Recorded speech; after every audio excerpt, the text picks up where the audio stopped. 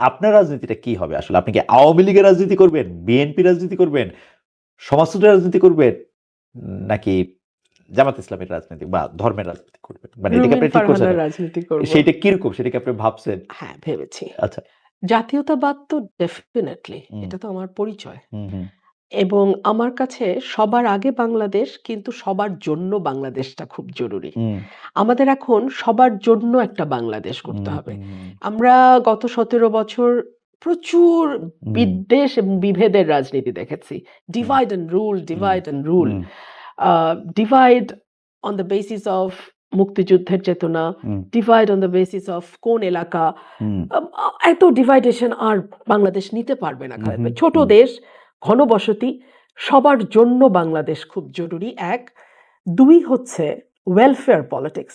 Welfare politics difficult বলেই মানুষ কিন্তু ওয়েলফেয়ার পলিটিক্সের চেয়ে আইডেন্টিটি পলিটিক্সটা বেশি পছন্দ হুম, করে, হুম, বেশি চলে। বিশেষ করে আমাদের মতন দেশে সাবকন্টিনেন্টে, হ্যাঁ? হুম, ধর্মের কার্ড বেশি চলে, জাতীয়তাবাদের কার্ড বেশি চলে। কিন্তু আমার মনে হয় যে ওয়েলফেয়ার পলিটিক্সটা নিয়ে কথা বলার খুব জরুরি সময় এটা।